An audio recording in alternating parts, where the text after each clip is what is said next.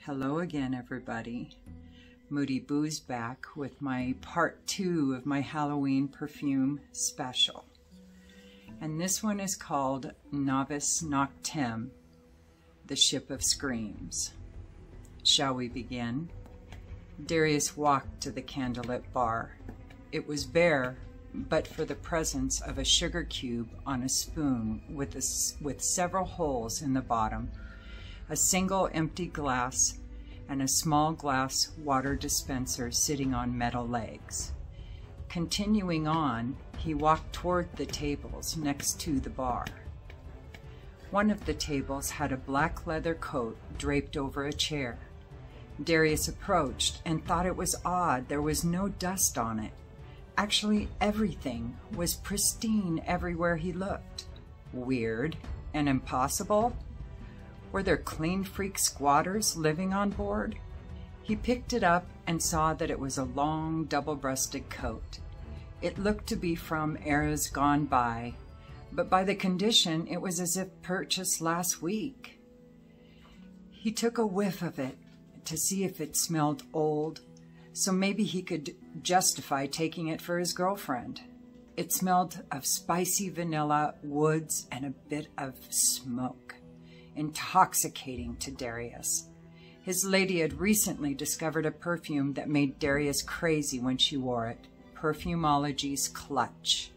With ginger, vanilla, leather, smoke, and alemmy, which is a piney, spicy balsam. He would go between wanting to swoon when she wore it and ravaging her from head to toe.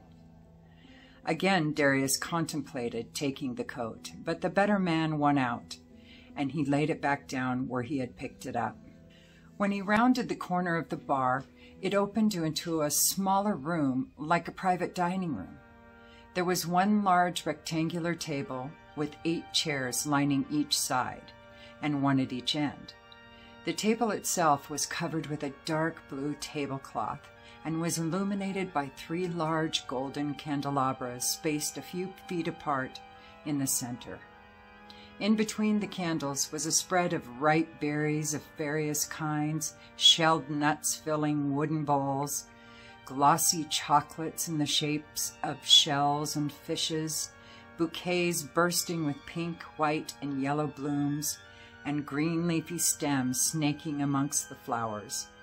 Darius heard his stomach growl as he lustfully ogled the feast of finger food. Besides being starved, he was really thirsty as well. The only problem with attempting to quench his thirst with this particular fluid was that this fluid was chartreuse green. Darius didn't know if that meant it was because it had gone bad, or maybe... He lifted the glass stopper from the top of the carafe and raised it to his nose. Yep, it's absinthe. He had only indulged in it one night while visiting friends in Amsterdam, but would never forget how the green liquid had looked irradiated and tasted of spicy anise and fresh herbs. Not to mention causing spontaneous dance breaks in the middle of the street while pub hopping with said friends. Darius had never seen the Rocky Horror Picture Show, but somehow he knew how to do the time warp again and again and again. An image of another fragrance flashed in his head when he took another sniff of the absinthe and breathed in the aromas emanating from the spread on the grand table.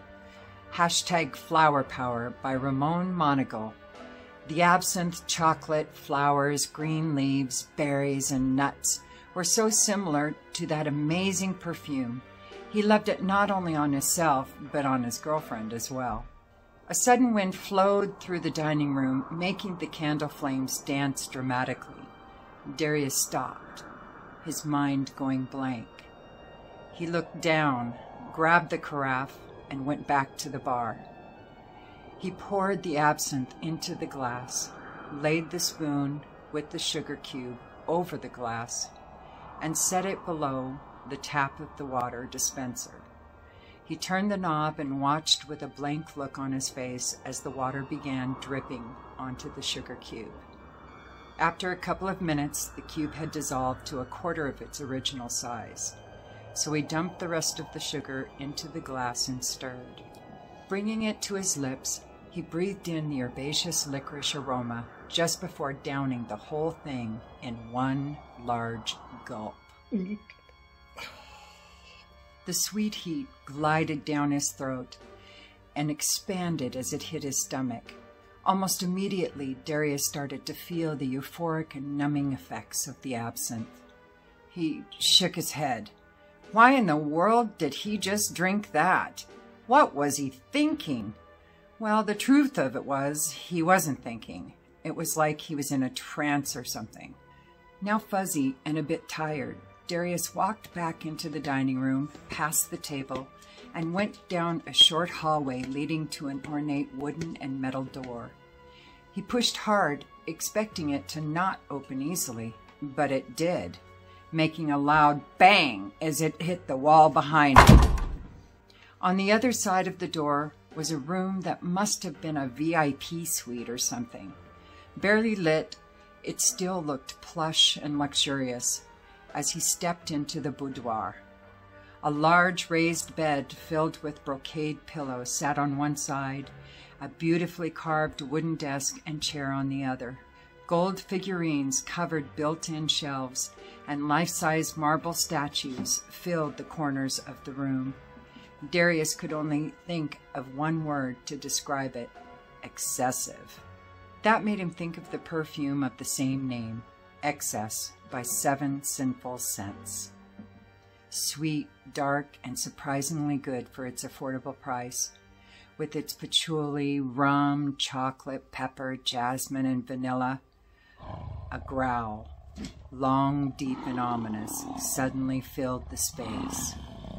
A chill ran through him as he began to back away.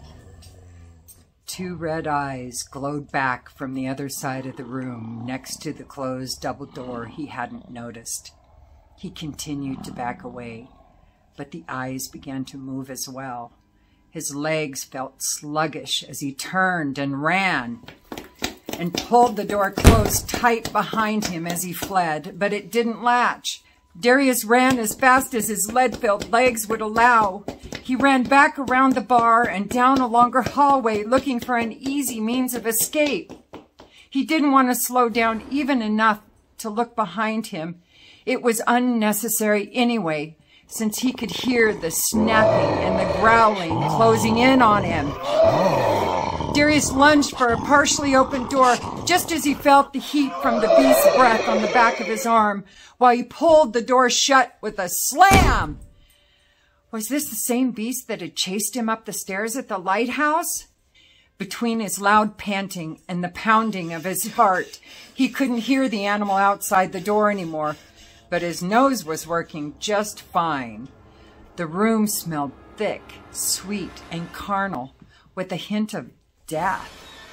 Terrified anxiety triggered his perfume zen, as he referred to it, and a fragrance his girlfriend wears popped into his head. Amorosa by Ruth Mastenbroek. It has tuberose, watermelon, violet leaf, galbanum, and vetiver. At first, it had just reminded him of sex and funeral flowers. It was a hard one for him to enjoy on her at first, but it was so unique and sexy that now he loves it when she wears it for special date nights. Focusing on the new room he'd entered, he looked around. There was nothing in it but a large sandstone rectangular pedestal with 2 standing and lit candelabras on either side. On top of the pedestal was a coffin? Not a boxy normal one he was used to seeing, but this one looked closer to that of a sarcophagus. Darius suddenly heard the door he just entered through get slammed from the other side. The beast was still out there. Luckily, there was another door on the opposite side of the room, but that would require him to walk by the coffin in the process. And that didn't leave him with a feeling of giddy joy, But the absinthe had dampened his good sense, so he began to make the journey against sober Darius's better judgment. He crept closer to the nightmarish centerpiece, trying to keep close to the red and gold wallpaper adorning the walls. 15 feet, 12 feet, 9 feet. He got closer to the door. 8 feet, 6 feet. Creak. He didn't need to look to know that the lid of the sarcophagus was opening. Darius turned his head anyway. The lid was fully open now, the candlelight dancing shadows illuminating a veiny, deformed hand clutching the side of the coffin. At that very moment, sober Darius emerged. The lead in his legs gone, he made a leap for the door that would have made Mikhail Baryshnikov and Kobe Bryant proud. His front foot had barely touched the ground as his hand grasped the knob and opened the door. His other foot came down and onto the floor of the next room. Stopping his momentum as quickly as he could, he whipped around and closed the door behind him, turning a latch he assumed was the lock. Darius's pounding heart was again deafening. He turned and saw that he was on a landing at the top of a set of lantern-lined stairs, leading down, of course. Darius sure wished the absinthe would do its thing and bolster his courage again, but nothing could stop his legs from shaking as he took each step slowly. He made his way to the bottom of the steps where another ornate door awaited him. It was the only door, so he had no choice but to open it and see what nightmare awaited him on the other side. The handle on the door was fixed, so Darius just pushed. Slowly and surprisingly quiet, it opened without much effort. Going from the soft light of the lanterns on the stairs to a room that looked to be filled with gold fire, it took a moment for his eyes to adjust. There was another, but more elaborate, sarcophagus sitting high in the center of this room, surrounded by 4 standing candelabras. The flickering flames reflected off of the coffin's surface, making it glow like embers, amplifying the light. This one was made of lustrous gold and had intricate designs all around the edges, filled with inlaid coral and turquoise. The top of the polished gold effigy formed a beautiful face at its head, with that gold flowing down, creating a woman's figure all the way to the feet. The face had a proud expression, with full red lips, defined jawline, high cheekbones, and the eyes were open and painted to give them red irises? Odd, Darius thought. Usually these depictions had the eyes painted in black. The face drew Darius closer. He had the urge to run his fingers along the smooth surface of the body, but stopped short when he heard movement behind him. He spun around to see a tall, gorgeous Nubian queen with long, black, wavy hair standing next to the door he had just entered. He had a painting a friend had made for him of a woman Kandake warrior that hung in his living room. Though she did remind him of the painting, the beauty before him was even more enchanting. She had gold rings stacked around her neck, expanding out and down to include the tops of her shoulders. A thin black gown draped her hourglass figure, tucking in at the waist with a wide gold belt inlaid with the same coral and turquoise that adorned the sarcophagus. On her head was a golden headband with a cobra head emerging from the center, watching with ruby eyes. "Hello, Darius," she said with a thick, unrecognizable accent. "Hello," he responded, unsure whether to be flattered she knew his name or terrified. "Have we met?" "Yes, just now," she said with a grin that exposed 2 long white fangs, giving her a predatory appearance. Darius began to feel a shiver start in his hands, but he decided to play it cool. "But I don't know your name." "My name is Long, but you can call me Shanak." Nice to meet you. Honestly, I'd just like to get back to the island now. I'm not sure how I got here to begin with, but I promise I didn't mean to trespass." The woman laughed. Darius didn't. "We know. We invited you here, Darius. Now, what kind of a hostess would I be if I didn't offer you something to eat? Are you hungry?" "I'm simply famished myself," she said again, flashing her toothy smile as she began to slowly approach. Darius wanted to back away, but her eyes had him locked. Shinnok was the most beautiful creature he had ever witnessed, and that beauty was transfixing. As she got closer, her aroma preceded her. Warm, spicy, sweet, sexy. It was like a desert island fragrance he coveted, called Cairo by Penhaligons. The spicy saffron, soft rose, sensual labdanum, sweet vanilla, and earthy patchouli made him heady. The scent danced over his skin and warmed him like a soft blanket on a winter's day. His fear and apprehension melted away. Suddenly, eye to eye with him, she held out her hand. Her irises were huge and crimson red. He couldn't see any whites in her eyes at all. Darius should have been scared witless, but he was only mildly anxious for some reason. He took her hand before he could stop himself. Her delicate, cool hand wrapped around his gently at first, but then with a firm grip, she yanked him into her arms with a strength he never could have expected. Her breath was heavy, heated, and smelled of salted metal. She softly laid a kiss on one side of his neck, and he didn't resist. He just stood there. Darius couldn't move. A low, sustained growl began from the now open door leading to the stairs. Darius turned his head and saw those same glowing red eyes in the darkened doorway staring back at him that he had ran from earlier. Then the same deformed hand that had been clutching the side of the sarcophagus upstairs was now wrapped around the door frame. A head peeked around the side of the entrance, revealing more red eyes. Straight and stringy white hair surrounded a bony, anemic face. Long fangs dripping cords of saliva glistened from its opened mouth. Darius's peaceful composure vanished, and he started shaking again.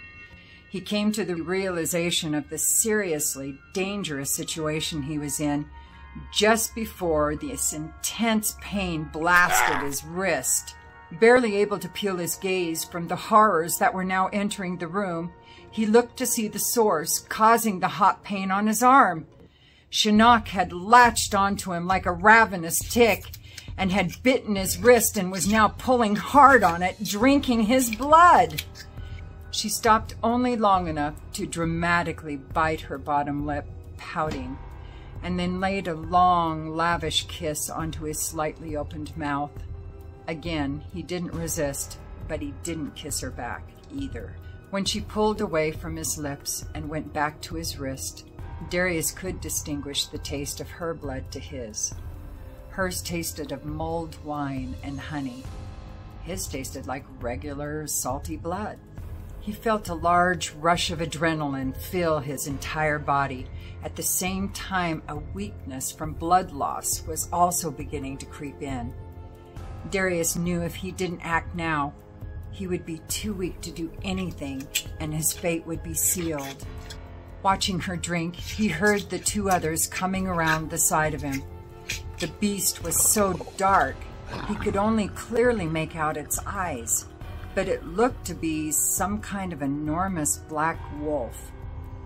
They stopped and waited behind Shinnok, apparently letting her get her fill before they finished him off. Darius seized the opportunity and ripped his arm from the predatory beauty, grabbed the standing candelabra to his right, and threw it at the three. The flames ignited Shinnok's diaphanous gown and the beast's fur immediately. They all wailed in fear and agony as the fire spread over them quickly. Darius didn't wait around to see any more and fled up the stairs, through the sarcophagus room, down the hall, and back into the ballroom. He figured going up would be his best bet to find a way to the outer decks, so he took the ground staircase that he saw when he had first got there, 2 steps at a time until he reached the top. He could hear the 3 were now in pursuit, screams of murderous pain showing they were gaining on him. Blindly shoving through doors and running down hallways, Darius finally slammed through a last door that opened to the deck to the outside. Cool ocean night air smacked him in the face, causing waves of relief to splash over him. Before Darius could feel any sense of victory, though, Shinnok lunged through the door at him, her once lovely face now contorted in rage and burns.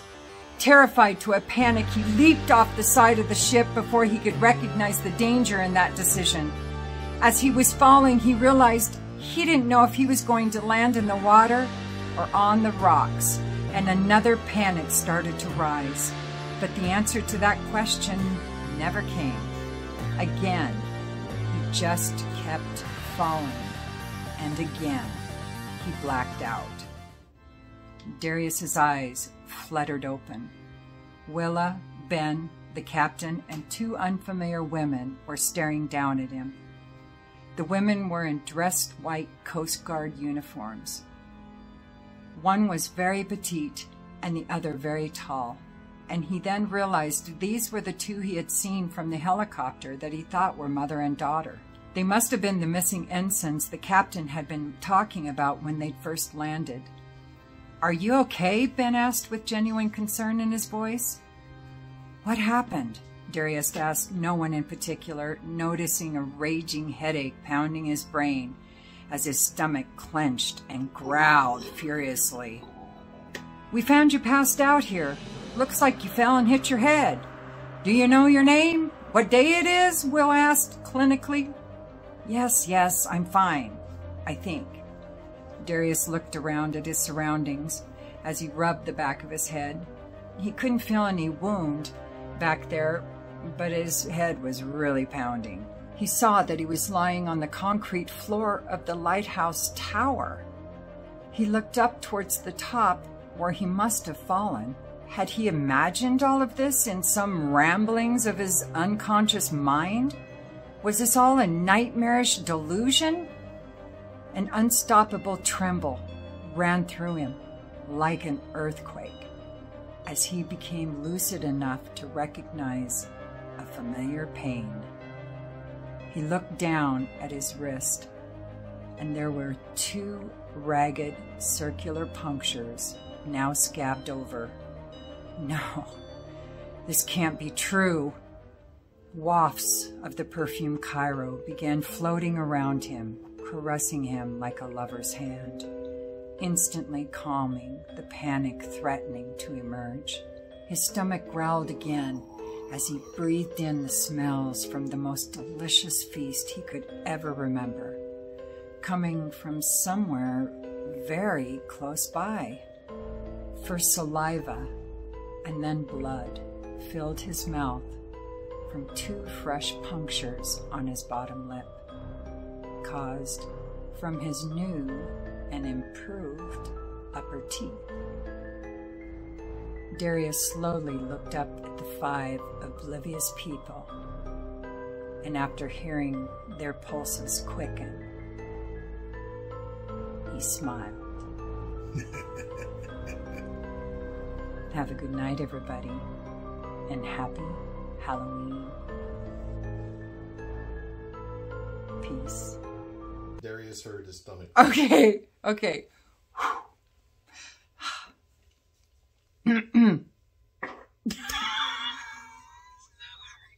Similar, not the same. Wrong end of the digestive system. Darius lunged for a partially open door just as he felt the heat from the beast's breath on the back of his arm while he pulled the door shut with a slam. Should have had it open. You had to catch up. It was tough for you to catch up, so we'll start. Okay, I've got it open now, so I don't have to fumble trying to open the damn thing. Darius hurt. Oh, sorry, you scared me. I'm sorry. Can we try that again? I forgot you were going to do something there. Oh, you did such a good job that I was like, what is that noise? Uh-oh. Sorry. Sorry, Sean.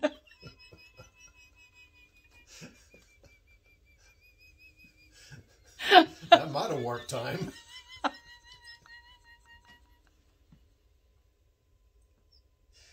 Oh, shit. Okay.